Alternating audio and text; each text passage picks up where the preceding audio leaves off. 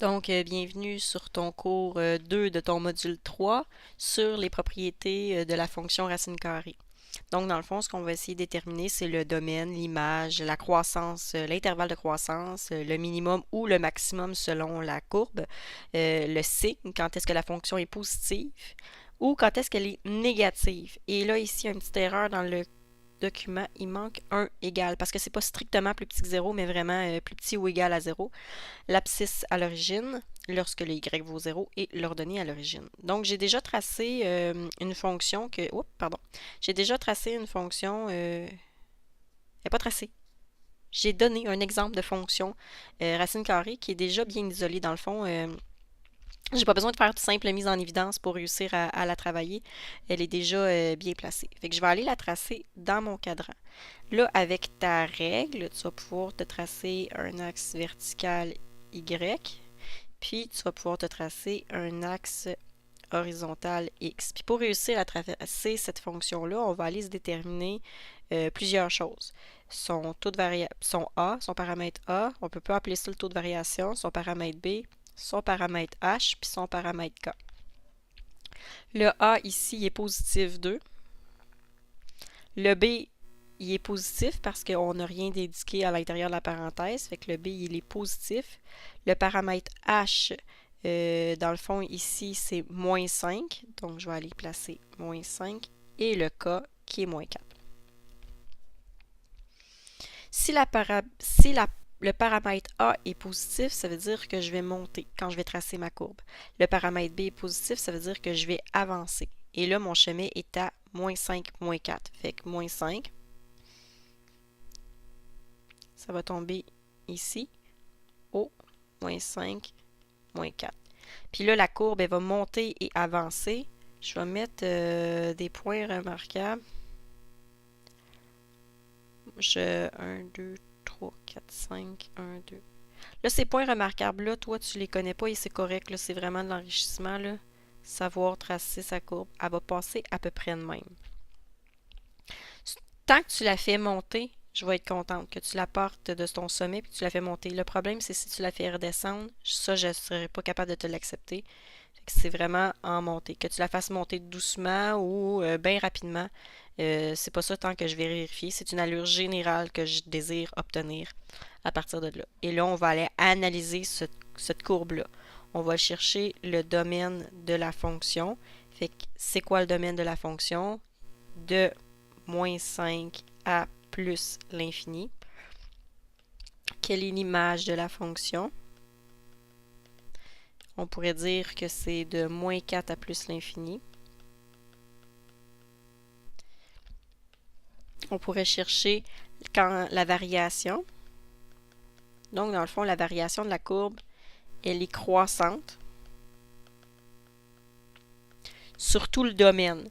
Mais là, moi, le domaine, c'est quoi? Ben, c'est lorsque x est élément de moins 5 à plus l'infini. Elle est tout le temps croissante, la courbe, parce que ce que tu peux voir, c'est qu'elle est en train de monter de même. C'est la croissance de la courbe. Ensuite, après la variation, on pourrait aller chercher l'extrémum. Ben, il y a juste un minimum à cette courbe-là. Il n'y a pas de max. Et le minimum, il est à moins 4.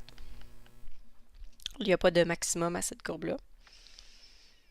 On pourrait chercher l'abscisse et l'ordonnée à l'origine.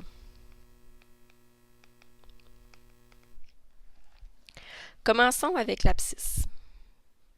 Donc, si je regarde cette courbe-ci, je veux chercher l'abscisse à l'origine. L'abscisse, c'est où je croise l'axe des x, fait qu'il faut que mon y soit de 0. Donc, je vais prendre ma fonction qui est en haut ici. Puis, je vais chercher l'abscisse à l'origine. Puis, pour y arriver, il faut que je prenne ma fonction 2 racines de x plus 5 moins 4 et que je remplace le y par 0. Parce que quand le y vaut 0, où est-ce que je vais tomber dans mes x? Donc, je peux faire plus 4 d'un bord, plus 4 de l'autre. On va faire des manipulations algébriques pour réussir à trouver quand la valeur de x sera égale à 0, on va pouvoir diviser par 2 d'un bord, diviser par 2 de l'autre pour réussir à obtenir que 2 vaut la racine de x plus 5. Puis ici, on va avoir une restriction. Il va falloir que ce qu'il y a en dessous de la racine ici soit positif. Parce que si c'est négatif, la racine n'existera pas. Fait que ça nous prend un positif. Puis il va falloir aussi que ça soit pas positif. Parce que si c'est pas positif, si c'est négatif, si ça t'avait donné par exemple moins 2, il n'y a rien. Oups, il n'y a rien dans une racine qui peut donner un négatif. Donc, c'est là la restriction qu'on va devoir faire. Pour enlever la racine carrée, je vais appliquer un exposant 2 des deux côtés, ce qui va donner 4 égale x plus 5, moins 5 d'un bord, moins 5 de l'autre. Donc, notre x vaut moins 1. Puis là, tu peux vérifier dans le graphique si ça fait du sens que ça passe par moins 1. Mais oui, fait que notre abscisse à l'origine elle fonctionne lorsque x est moins 1. L'ordonnée à l'origine, c'est un petit peu plus facile. Il faut que ta fonction sur son x, c'est 0. Quand est-ce qu'il va croiser y? Donc 2 racine de x plus 5 moins 4. Donc, oups, j'ai oublié de remplacer mon x par 0. J'ai dit que c'était la fonction f de 0. Fait que 0 plus 5, ça fait 5. Je peux laisser ça. J'ai pas besoin de le calculer parce que c'est la réponse la plus précise. Donc, 2 racine de 5 moins 4. Oui, j'ai un petit moins qui n'est pas très évident ici. Ça, c'est pour la première étape. Il me manque juste la croissance. Quand est-ce que la fonction elle est positive? Quand est-ce qu'elle est positive? Elle est positive de moins 1 jusqu'à l'infini.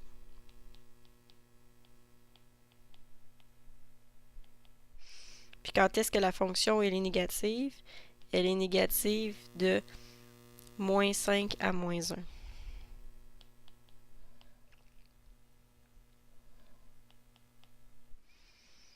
C'est à peu près ça le cours que j'ai donné pour les propriétés de la fonction. Ah oui, j'ai oublié de te faire ça ici. Dans le fond, ici, c'est les propriétés générales de la fonction. Je ne te donnerai pas nécessairement toute la théorie là-dessus. Je vais m'attarder seulement à quelques endroits. Là, le reste, tu pourras combler.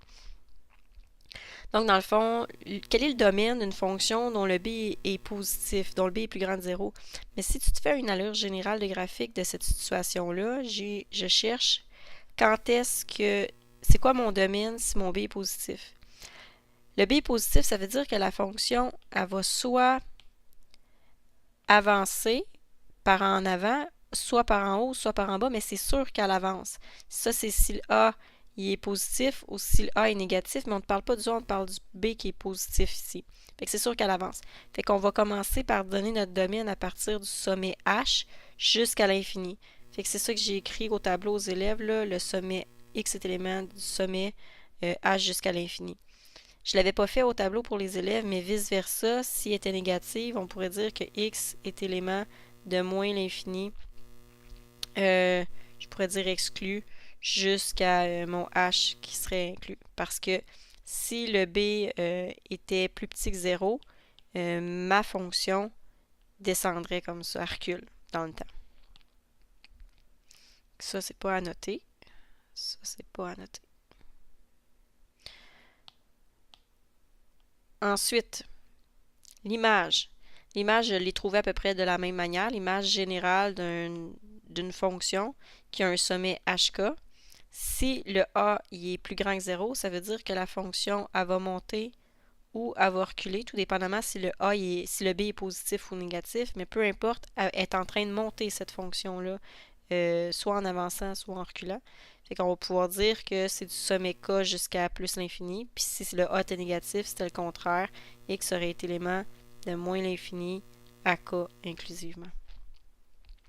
Si le paramètre A et B sont de même signe, la fonction sera toujours croissante. Si la fonction A et B ont des signes différents, la fonction sera toujours décroissante. Puis ça, c'est mêlant, là. Mais je pourrais te donner par exemple un seul exemple d'une fonction qui est décroissante. Par exemple, si mon A est positif puis que mon B est négatif. Si mon A est positif, je monte. Si mon B est négatif, je recule. Donc, je monte et je recule. Fait que ça me donne une fonction décroissante. Le min et le max, ça dépend de ta fonction si le A est positif ou s'il est négatif. Donc, on va avoir un minimum ou un maximum, on n'aura pas les deux. L'ordonnée à l'origine, on vient de le faire. Un coût réduit, ça a l'air de ça, la fonction. Et là, c'est l'abscisse à l'origine qui est ici, qui a une restriction. Il faut que moins k sur A soit plus grand que 0. S'il n'est pas plus grand que 0, ça veut dire que c'est négatif. Ça veut dire qu'il n'y aura pas d'abscisse à l'origine. Il n'y aura pas de 0 de la fonction. Exemple, ça. Mon sommet HK ne croisera jamais la fonction. Algébriquement, si tu fais juste le résoudre, tu vas trouver un 0 de la fonction. Mais si tu te souviens bien, la fraction racine carrée, c'est la réciproque de la parabole. Donc, ça serait ce 0-ci que tu as trouvé. Donc, tu as deux manières de vérifier si tu as un vrai 0 de la fonction, à part que de le faire algébriquement. Soit tu vérifies ton critère, est-ce que moins k sur A c'est plus grand que 0, ou graphiquement. Moi, je t'avoue que je suis beaucoup plus visuel dans la vie. Je regarde s'il y a un 0 avant de le calculer. Je ne me mets pas à calculer le 0 pour après ça vérifier s'il y en avait un. Je suis un peu paresseuse, il faut dire, mais je pense que c'est un des petits éléments à considérer. Si on va dans le devoir, par exemple, à la question numéro 2 ici, on va pouvoir avoir un bon exemple où il n'y aura pas de zéro de la fonction. Tu sais, la question, c'est trouve l'ordonnée à l'origine. Oui, tu vas peut-être le trouver, là, je me souviens plus. Et tu trouves les zéros de la fonction s'ils existent. Donc, on regarde la dernière fonction. Je vais premièrement la replacer à l'endroit.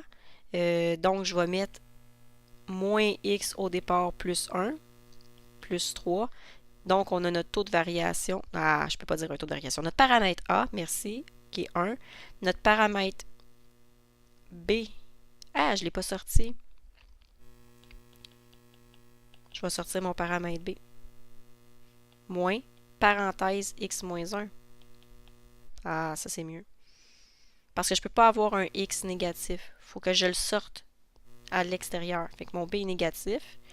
Le H, il est à 1, puis le K, il est à 3. Graphique, allure générale de la fonction. La fonction, elle monte, la fonction recule, et elle commence à 1, 3. Donc, elle commence ici, et elle monte en reculant.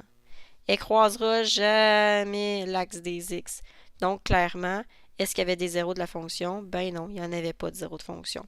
Là, tu pourrais réussir à retrouver aussi l'ordonnée à l'origine de cette fonction-là. Clairement, elle va croiser l'axe des y en quelque part en remplaçant le x par 0. Fait que ça pourrait être une petite spécification à partir du devoir.